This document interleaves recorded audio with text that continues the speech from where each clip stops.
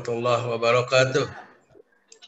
Ya, terima kasih sebelumnya untuk moderator dan juga seluruh panitia dari acara ini. Terima kasih sudah diberi kesempatan untuk mungkin kita menjadi penutup dari acara ini. Tadi sudah disampaikan oleh Bapak Moderator, nanti akan ada beberapa slide yang mungkin kami lewati karena mungkin ada kesamaan dengan proses yang mungkin sudah ditempuh oleh Kabupaten Sijunjung, karena kami sudah duluan untuk risetnya, dan saat ini kami fokus untuk mengangkat hilirisasinya. Jadi tema kami adalah hilirisasi varietas mutan Rojo Lele Srinar dan Srinuk. Ini yang sedang kami pantau progresnya untuk saat ini. Ini mungkin latar belakangnya dulu, kenapa ini hilirisasi sangat penting. Yang pertama, keberhasilan riset yang sudah kami tempuh selama kurang lebih 6,5 tahun, dari tahun 2013 sampai 2019. Kemudian penantian masyarakat yang pengen bahwa padi ini adalah padinya Klaten, khas Klaten, tapi kemarin terkendala dengan umur panjang dan kendala-kendala negatif dari Rojo Lele induk yang mungkin batangnya terlalu tinggi, mudah roboh, kemudian tidak tahan hama. Nah, ini kita sempurnakan dengan riset ini sehingga sudah memunculkan varietas baru yang itu masih tetap varietas lokal tapi sudah diperbaiki karakteristiknya sehingga menjadi varietas yang tahan hama, kemudian mempertahankan aroma, rasa, tapi juga ini tentunya yang paling penting adalah pendek umur, karena dengan ini masyarakat akan lebih tertarik untuk menanam karena tidak perlu menunggu waktu lama untuk panen, sehingga biaya pemeliharaan juga singkat, dan akhirnya dengan jual, karena ini statusnya beras premium, ini harganya akan bisa lebih tinggi. Kemudian adanya peluang kerjasama lintas sektor. Mungkin tadi yang mungkin nanti banyak kami singgung terkait dengan hilirisasi adalah kita kemarin pemihaan dari Pemkab ini sangat penting, terutama pemihaan anggaran riset, dan ini tadi juga kami sampaikan bahwa di tengah-tengah riset itu akan banyak sekali halangan, rintangan, karena kami selama 6 tahun lebih harus mengeluarkan anggaran terus untuk riset ini, tapi alhamdulillah dari kepala daerah dan juga kalau di daerah ada TAPD ya, tim anggaran pemerintah daerah, kami yakinkan, kami berusaha meyakinkan bahwa ini nanti akan menjadi sebuah produk yang akan jadi ikonnya Klaten, akan jadi khasnya Klaten, dan tentunya mempertahankan bahwa ini sudah menjadi simbol legenda dari beras Klaten. Itu yang coba kami yakinkan terus, sehingga setiap kali anggaran tahunan digedok ini kita selalu diprioritaskan untuk bisa meneruskan riset padi ini sampai selesai. Kemudian kita juga tentunya hilirisasi ini akan penting karena di Klaten akan dibuka akses jalan tol Jogja Solo, yang tentunya ini nanti akan menjadi efek percepatan untuk distribusi atau untuk masyarakat yang pengen datang ke Klaten, sehingga kita pengen nanti Rojo Lele ini yang seperti sudah kita rencanakan sekarang adalah menjadi produk ikon Klaten yang menjadi nanti oleh-olehnya khas Klaten. Jadi mungkin selain yang oleh-oleh yang bentuk lain, kita pengen oleh-oleh yang ini benar-benar hanya bisa didapat di Klaten dengan branding tertentu yang sudah khas, dan tentunya ini awet gitu, awet bisa untuk, kan kita kemarin sudah mencoba untuk packing itu di packing biasa maupun packing yang kedap udara yang di press itu, jadi itu bisa untuk 1 tahun lebih untuk bisa awet sebelum dimasak. Nah, kemudian keuntungan yang lain, kita berada di antara 2 kota besar, Surakarta dan Yogyakarta. Jadi Klaten berada di tengah-tengah. Harapan kita dengan 2 kota besar ini akan banyak konsumen beras menengah ke atas. Jadi Rojo Lele ini selaku beras premium tentunya punya segmen tersendiri, ya mungkin nanti di pasar-pasar modern, di mall, di Toserba atau di swalayan, dan juga langsung konsumen yang sifatnya rumahan tapi yang menengah ke atas, karena ini memang pembeda harga di Rojo Lele ini memang kita pertahankan sehingga menjadi beras yang tidak biasa tapi beras premium. Ini kebetulan teman-teman dari Bapak Ibu di Batan ini sudah langganan ke kami untuk tiap berapa waktu sekali dikirim beras Rojo Lele dari Klaten yang hasil mutasi terbaru yang Srinar dan Srinuk, dan kebetulan responnya sangat bagus dan masih rutin meminta suplai dari kami. Jadi itu salah satu segmen kita.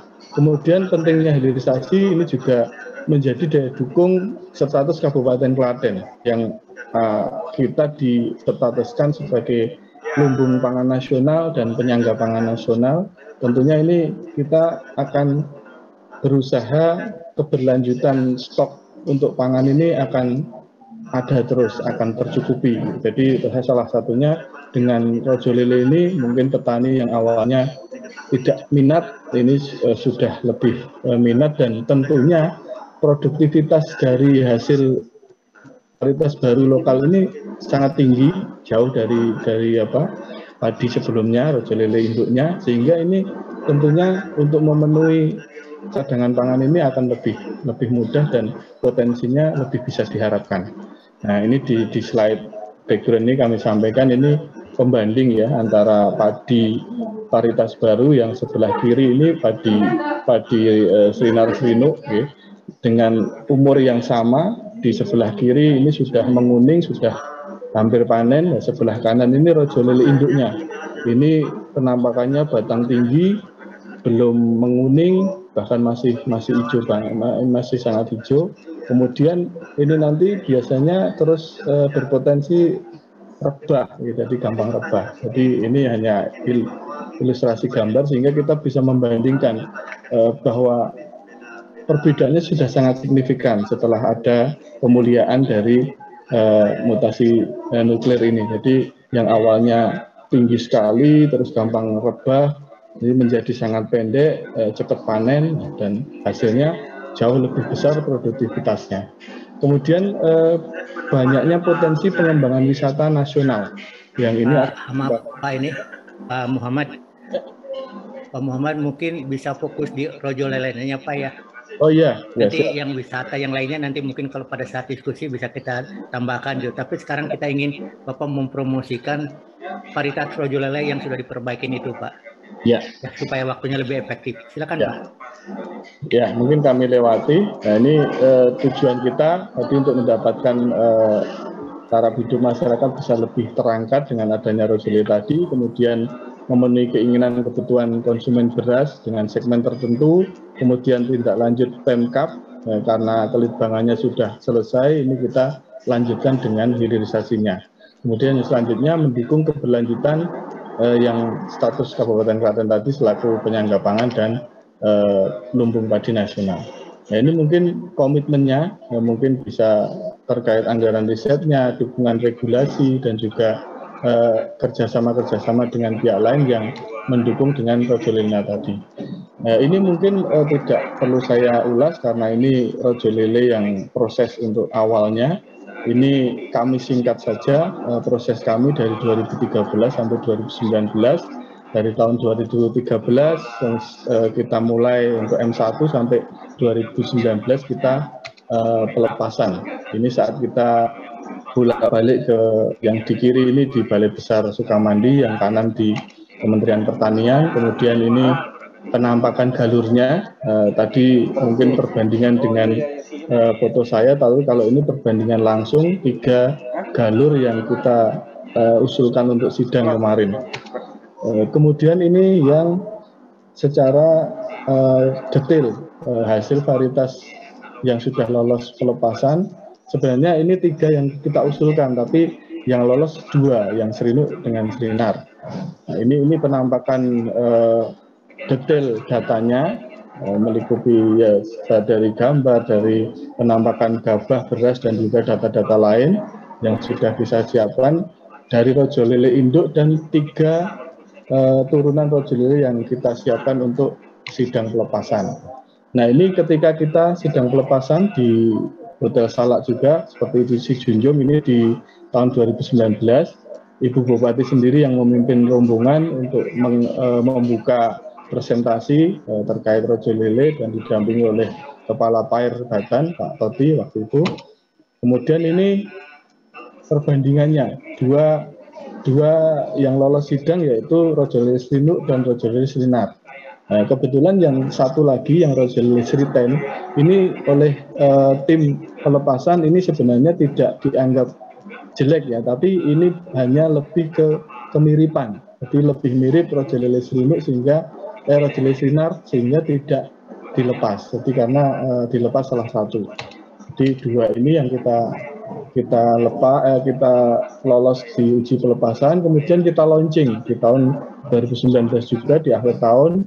Ada Dr. Satoto dari Kementerian Pertanian di Balai Besar Tanaman Padi, juga diwakili Bu Wiji dari PVT karena kita langsung mendaftarkan PVT-nya. Dan ini kita dapat apresiasi dengan adanya kita riset rojo lele sampai akhir, sampai di launching. Kita juga masuk sebagai kabupaten sangat inovatif. Kemudian dari Suko Wonostraten ini daerah Solo Raya dan provinsi. Kemudian ini rencana kita untuk implementasi pemihaan Kabupaten Klaten kaitan dengan rojo lele. Setelah kita launching di promosi tahun 2019, kemudian kita pengurusan PVT juga sudah jalan, kemudian kita sudah mulai ke stok benih. Tadi mungkin dari si Junjung akan membagikan benih gratis, kami dulu juga seperti itu. Di tahun kemarin kita sudah membagikan benih gratis ke kelompok-kelompok tani yang sudah kita pilih untuk penanaman awal rojo lele. Kemudian hasilnya saat ini kita kuati dengan adanya kebijakan kepala daerah. Ini dengan slide yang di surat ini ada surat Bupati terkait instruksi Bupati tentang gerakan memasyarakatkan beras rojo lele Srinuk dan Srinar bagi ASN dan pegawai BUMD. Jadi ini himbauan dan dari Bupati, bahkan ini kalau untuk kita diwajibkan, ASN diwajibkan untuk mengkonsumsi beras rojo lele hasil pemuliaan ini sudah diatur di situ eselon sekian berapa kilo tiap bulan, eselon sekian berapa kilo tiap bulan, staf berapa kilo tiap bulan. Jadi ini menyemangati petani sudah ada konsumen pasti dari hasil panennya. Nanti selain ini baru dikembangkan nanti untuk selain ASN dan mungkin dirintis untuk keluar dari Klaten. Itu yang kita tempuh. Kemudian kita sudah juga membentuk kelembagaan terkait pengelolaan rojo lele yang kita harap dari hulu sampai hilir itu menjadi di satu tempat. Jadi kita kemarin merubah struktur organisasi punyanya Dinas Pertanian yang awalnya UPT benih tanaman, kita ubah menjadi UPT Agroteknopark. Karena kita awalnya juga punya kerjasama dengan Batan terkait Agroteknopark. Nah ini kita manfaatkan. Dengan adanya UPT-nya ini berubah jadi ATP, ini otomatis tidak hanya benih yang diurusi, tapi bisa dari benih sampai nanti bisa pasca panen dan pemasaran. Dan kebetulan ada sarana-sarana yang sudah ditinggalkan oleh Batan kemarin dari proyek ATP itu yang mendukung ini. Kemudian kita juga fokus ke desain pengemasan, kemudian merintis pemasaran, kemudian kita rencana pembangunan pasar beras. Tapi ini mungkin sudah diusulkan, tapi untuk 2 tahun ini terkendala penanganan COVID sehingga anggaran kami dialihkan untuk pandemi dulu, sehingga pembangunan infrastruktur beberapa dikurangi termasuk rencana pembangunan pasar beras. Kemudian yang kaitan dengan sarana gudang padi dan lain-lain ini sudah kita perbaiki untuk bisa nanti mendukung pengelolaan hilirisasi tadi.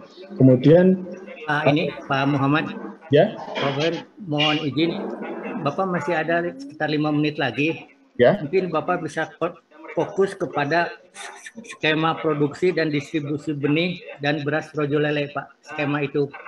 Ya, terima kasih Pak. Silakan Pak.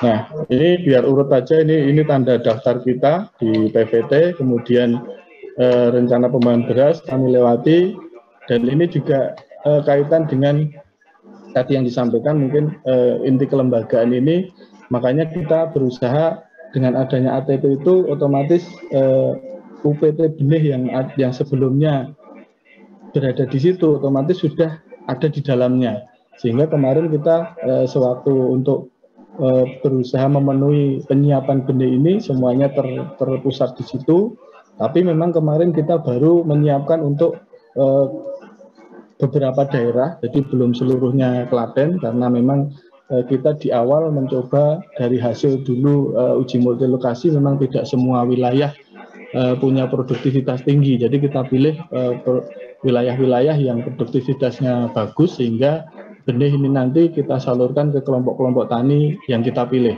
Jadi yang sudah perbanyakan yang dilakukan di UPT ATP kita salurkan ke kelompok-kelompok tani, kemudian ditanam, dan akhirnya kemarin yang pertama kita langsung kita salurkan, dilanjutkan dengan kebijakan di semester ini kaitan dengan instruksi Bupati tadi, sehingga sudah menjadi kebutuhan. Nah, nanti untuk pemasarannya kita lebih ke kemarin kerjasama diinisiasi oleh Bapeda dan Dinas Pertanian. Kita kemarin berkoordinasi dengan bagian perekonomian Sekretariat Daerah untuk menggandeng Perusda Aneka Usaha. Jadi ada perusahaan daerah yang mengurusi aneka usaha, ini kita gandeng untuk penyaluran berasnya. Jadi yang dari petani dibeli, diproses, di-packing, kemudian kita disalurkan oleh Perusda ke ASN-ASN di kantor-kantor di bawah Pemkab Klaten dan juga BUMD-nya. Ada PDAM, ada Bank Klaten, ada Perusda sendiri, dan juga mungkin beberapa instansi yang mungkin nanti akan kita coba pendekatan, mungkin instansi vertikal yang ada di Klaten, ya mungkin kita dekati untuk bisa menjadi konsumen dari beras Rojolil ini. Jadi untuk pembeniannya kemarin skema kita di UPT ATP itu prosesnya, kemudian langsung ke kelompok-kelompok tani, kemudian kalau untuk skema pemasaran ini kita sedang matangkan, tapi ini sementara kita masih melayani untuk yang internal di Pemkab Klaten, yaitu untuk ASN dan untuk pegawai BUMG yang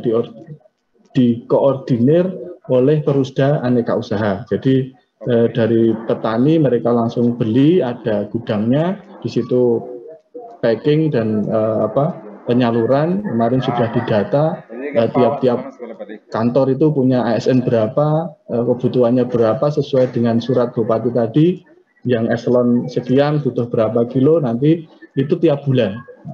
Kemudian ini hilirisasi yang kaitan pameran kita kenalkan di Jakarta, di pameran-pameran provinsi dan lain-lain.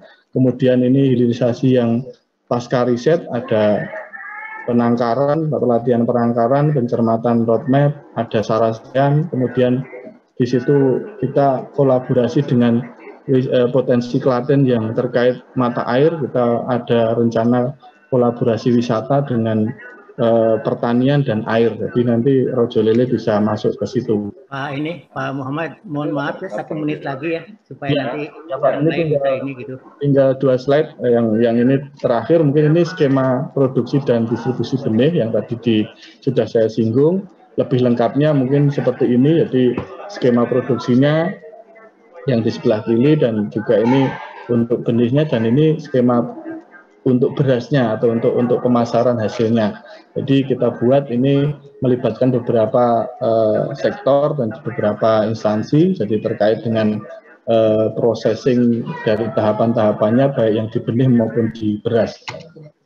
Kemudian ini kita juga ada strategi kemitraan, tapi mungkin ini masih sambil jalan, ya, karena memang kalau di Pemkab butuh dasar untuk hitam di atas putihnya, yaitu berupa MOU dan juga PK-nya, ya, perjanjian kerjasamanya, sehingga ini perlu landasan-landasan regulasi untuk mendukung kemitraan yang coba kita tambahan. Ini bersama tim ATP yang akan kita jadikan nanti untuk perbenihan, pemasaran, ya, baik pasca panen maupun pemasaran, ini sudah kita laksanakan. Dan ini mungkin Pak, ini Muhammad, mohon maaf ya, nanti ini bahan ini kan nanti di-share ke semua peserta ya, jadi mungkin mereka bisa baca, tapi intinya yang Bapak sampaikan udah bisa didengar dan disimak oleh para peserta dan yang lainnya. Terima kasih, ini juga sudah selesai slide dari kami. Mungkin kalau ada yang perlu penjelasan bisa lewat pertanyaan atau nanti bisa chat atau japri ke kami, nanti kami share untuk kontaknya.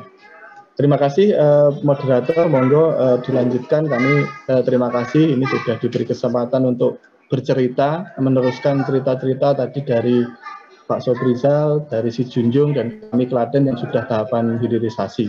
Mohon maaf apabila banyak yang kurang berkenan. Terima kasih. Wassalamualaikum warahmatullahi wabarakatuh.